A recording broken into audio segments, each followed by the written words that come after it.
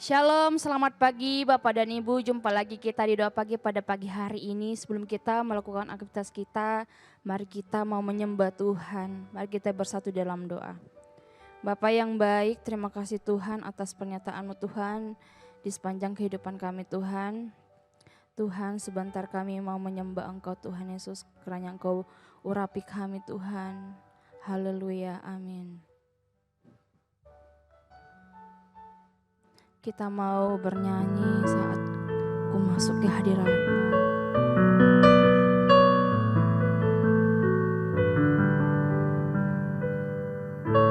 Saat ku masuk ke hadirat-Mu, bawa persembahan ke tempat kudus-Mu. Pujian ku naikkan, sembahku berikan bagi-Mu Allah yang mulia. Kau layakkan ku menghampiri-Mu, melihat tata kemuliaan-Mu Tuhan. Pujian ku naikkan, sembahku berikan bagi-Mu Allah yang mulia. Oleh kuasa darah-Mu, Kau telah tebus dosaku. Kekudusan-Mu melingkupiku, kasih-Mu mengalir memulihkan hidupku. Sungguh besar kasih setia-Mu Tuhan, besar anugerah-Mu. Kau selamatkan hidupku, ku menjadi ciptaan yang baru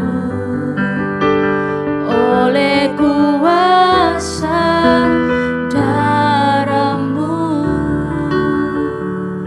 Kita ulang lagi. Saat ku masuk ke hadirat, kami bawa persembahan kami Tuhan. Persembahan ke tempat kudus-Mu. Pujian ku naikkan, sembahku berikan bagi-Mu Allah yang mulia. Kau layakkan kami Tuhan, Kau layakkan ku menghampiri-Mu, melihat tata kemuliaan-Mu Tuhan. Pujian ku naikkan, sembahku berikan bagi-Mu Allah yang mulia. Oleh kuasa darah-Mu, Kau telah tebus dosaku. Kekudusan-Mu melingkupiku, kasih-Mu Tuhan, kasih-Mu mengalir memulihkan hidupku. Sungguh besar anugerah-Mu, Kau selamatkan hidupku. Ku menjadi ciptaan yang baru oleh kuasa darah-Mu. Oleh kuasa darah-Mu, kuasa darah-Mu, Kau telah tebus dosaku.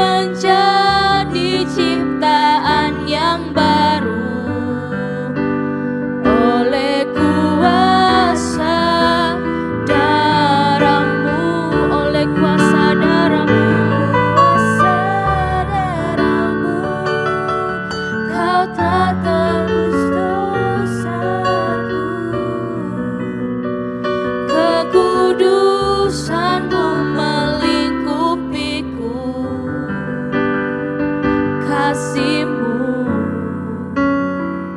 mengalir, memulihkan. Sungguh besar Tuhan, setiamu Tuhan. Besar anugerah-Mu, Kau selamatkan hidupku. Ku menjadi ciptaan yang baru oleh kuasa darah-Mu, oleh kuasa darah-Mu. Haleluya Tuhan, Kau telah tebus dosa, Kau telah tebus dosa kami Tuhan. Kekudusan melingkupiku, kasih-Mu mengalir, memulihkan hidupku. Sungguh besar anugerah-Mu, Kau selamatkan hidupku. Ku menjadi ciptaan yang baru oleh kuasa darah-Mu. Ku menjadi ciptaan yang baru oleh kuasa darah-Mu. Ku menjadi ciptaan yang baru oleh kuasa darah-Mu. Haleluya Tuhan, haleluya Tuhan, segala yang kami sembah. Haleluya, terima kasih Tuhan. Haleluya, Allah yang kami sembah. Terima kasih Tuhan. Haleluya, Kau yang maha tinggi. Ini hidup kami Tuhan. Haleluya, terima kasih Tuhan. Haleluya, sungguh besar kasih-Mu Tuhan, sungguh besar anugerah-Mu Tuhan. Haleluya, terima kasih Tuhan. Haleluya Tuhan, ini hati kami Tuhan, ini hidup kami Tuhan. Haleluya, terima kasih Tuhan. Terima kasih Yesus. Haleluya, terima kasih Tuhan. Terima kasih Yesus. Terima kasih Tuhan. Haleluya, terima kasih Tuhan. Bapak Ibu, saya mau ajak kita berdoa sejenak. Tuhan, Kau sungguh baik Tuhan dalam kehidupan kami Tuhan. Terima kasih Tuhan.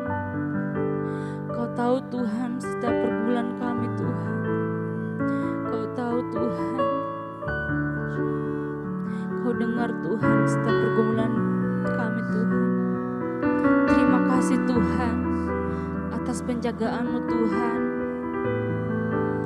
di sepanjang kehidupan kami Tuhan. Kau sangat baik Tuhan. Kau sungguh setia Tuhan. Haleluya Bapa. Terima kasih Tuhan. Haleluya Tuhan. Terima kasih Tuhan. Kau sungguh baik.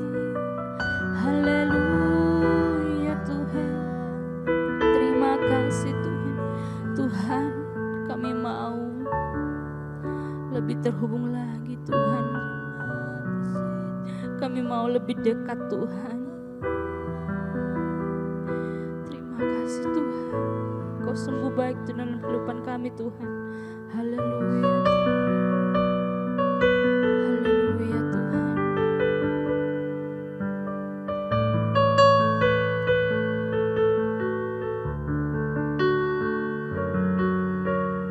Kasih-Mu layakan seluruh hidupku.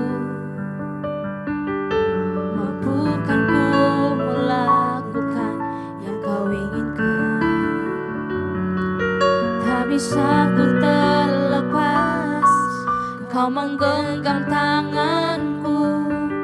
Ingin lebih mengenal pribadi-Mu. Ku terhubung dengan-Mu, selalu melekat di hatimu.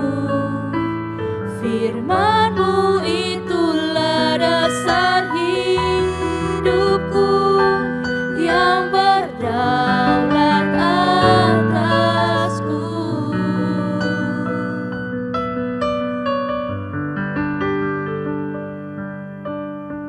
Kasih-Mu layakan seluruh hidupku. Mampukan kami Tuhan, mampukan ku melakukan yang Kau inginkan. Tak bisa ku terlepas, Kau menggenggam tanganku. Ingin lebih mengenal pribadi-Mu. Ku terhubung dengan-Mu, selalu melekat di hatimu. Firman-Mu itulah dasar hidupku yang berdaulat atasku. Terhubung dengan-Mu. Haleluya Tuhan. Selalu melekat di hatimu. Firman-Mu itulah dasar hidupku yang berdaulat atasku. Terhubung dengan-Mu, selalu melekat di hatimu. Firman-Mu itulah dasar hidupku yang berdaulat atasku. Yang berdaulat atasku. Yang berdaulat atasku. Yang berdaulat atasku.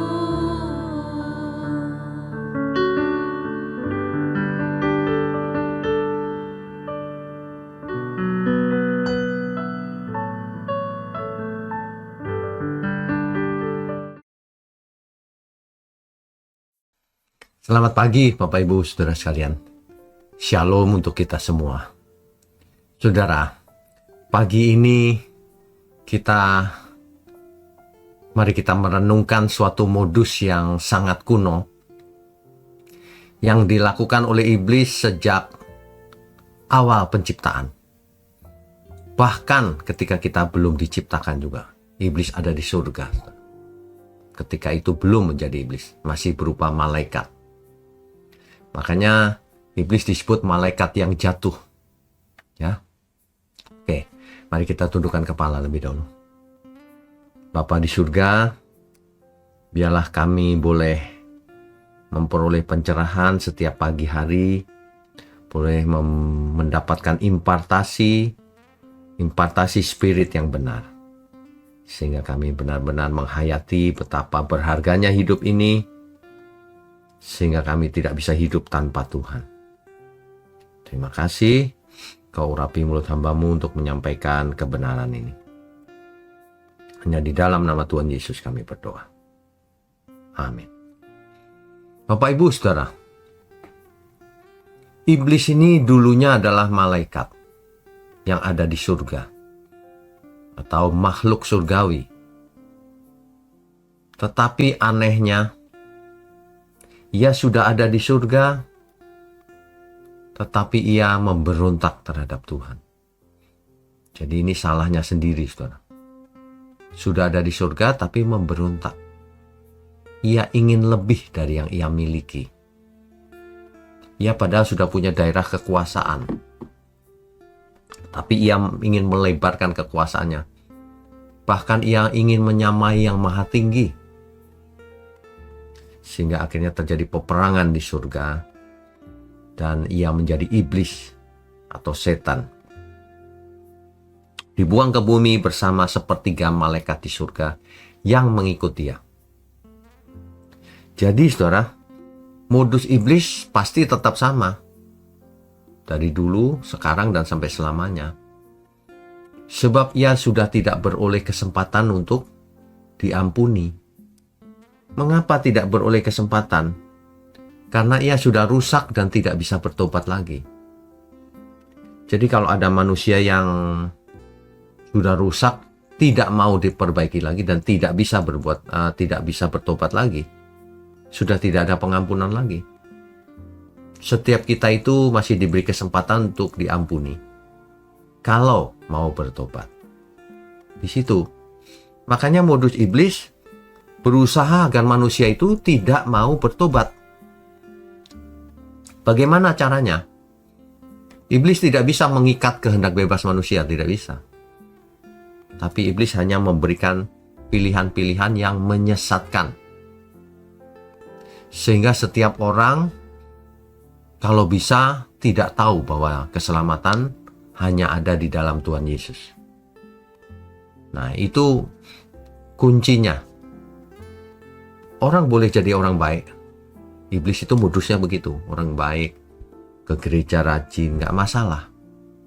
Tetapi yang pertama, tidak tahu bahwa satu-satunya jalan itu lewat Tuhan Yesus.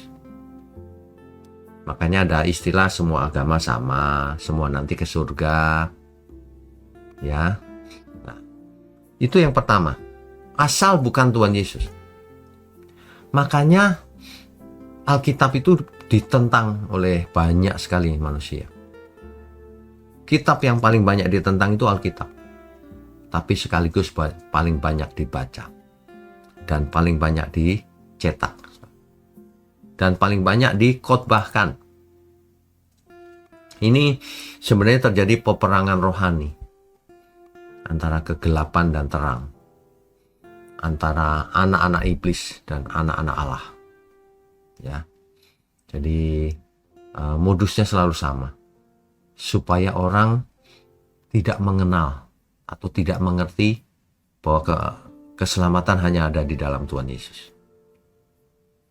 Yang kedua, kalaupun orang itu rajin ke gereja, tahu bahwa keselamatan dalam Tuhan Yesus, tapi mindsetnya atau ajarannya diselewengkan, sehingga merasa sudah selamat ketika mengaku dengan mulut, padahal iman itu tanpa perbuatan mati. Nah, ini pasti perbuatan iblis, supaya manusia itu lumpuh rohaninya, tidak melakukan apa-apa, tidak melakukan kehendak Tuhan, tapi merasa selamat. Intinya modus iblis itu supaya manusia itu tidak selamat gitu. Jadi Kristen nggak masalah, karena Kristen belum tentu selamat. Karena cuma agama kan, cuma KTP-nya doang. Tapi jiwa dan rohnya belum Kristen. Sebab Kristen artinya seperti Kristus. Itulah sebabnya ada banyak Injil palsu. Kitab-kitab yang mengaku Injil tapi bukan sebenarnya. Palsu itu, saudara. Ya, itu sebabnya banyak yang mengaku sebagai Mesias. Supaya orang tidak lari kepada Tuhan Yesus. Itu modus iblis yang terutama itu. Supaya manusia itu nggak selamat, dalam bahasa sederhana begitu saja. Bagaimana caranya? Supaya manusia itu tidak melakukan kehendak Tuhan. Merasa melakukan kehendak Tuhan, padahal itu bukan kehendak Tuhan. Ya. Nah, Jadi kuncinya ada di mana, saudara? Kuncinya manusia harus belajar kebenaran. Sebab itu orang yang menerima Tuhan Yesus sebagai juru selamat, bukan sudah selamat, gak usah belajar, bukan begitu. Diberinya kuasa supaya menjadi anak Allah. Supaya menjadi anak Allah. Kuasa di situ sebenarnya bukan kuasa, hak istimewa. Dari kata exousia.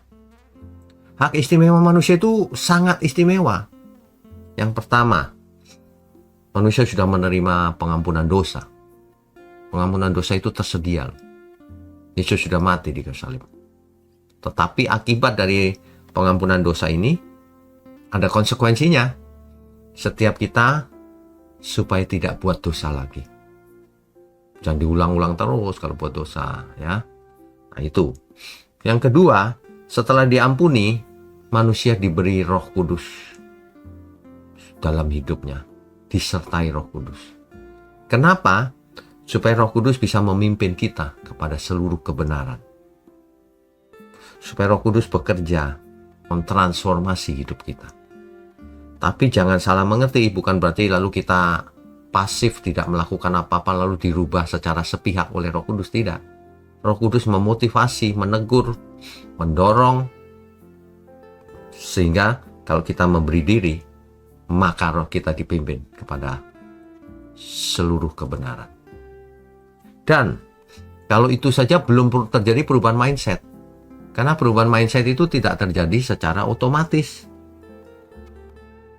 Makanya ada firman kebenaran. Ketika kita mengerti kebenaran, akal budi kita diubah oleh kebenaran itu. Sehingga kita bisa membedakan mana yang kehendak Allah, mana yang bukan.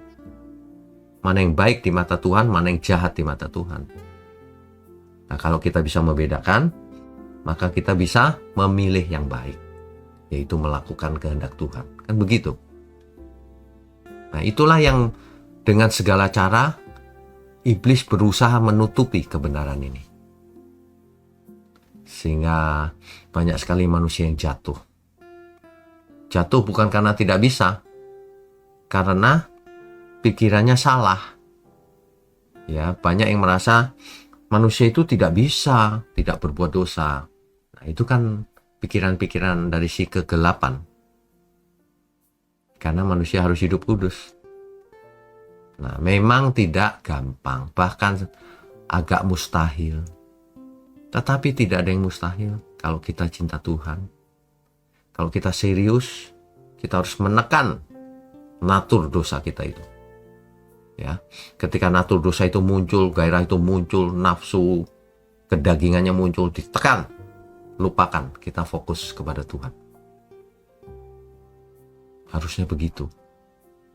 Manusia banyak yang mengharapkan hidup suci itu gampang. Nah, itu pasti bisikan iblis juga. Nanti Tuhan yang kerjakan. Gak ada bagian manusia. Nah, itu iblis pasti menyisipkan konsep-konsep yang salah itu. Saudara, mari kita bersihkan pikiran dan hati kita. Dasar kebenaran hanya Alkitab. Jangan dari buku lain. Amin ya. Mari kita tundukkan kepala. Bapa di surga, terima kasih untuk pagi hari ini. Kami semua sungguh diberkati. Ampuni segala kesalahan kami selama ini. Beri kami kekuatan untuk mengatasi natur dosa yang ada dalam diri kami ini. Sehingga iblis tidak bisa menipu lagi, Tuhan. Biarlah dengan adanya renungan pagi ini kami sadar bahwa iblis itu licik, bapa segala pembohong. Terima kasih. Terima kasih untuk GMM, Gereja Mula-Mula. Terima kasih untuk anugerah-Mu dalam hidup kami. Rahmat-Mu selalu baru setiap pagi. Terima kasih untuk seluruh umat Tuhan dimanapun berada. Hanya dalam nama Tuhan Yesus kami berdoa dan mengucap syukur. Amin.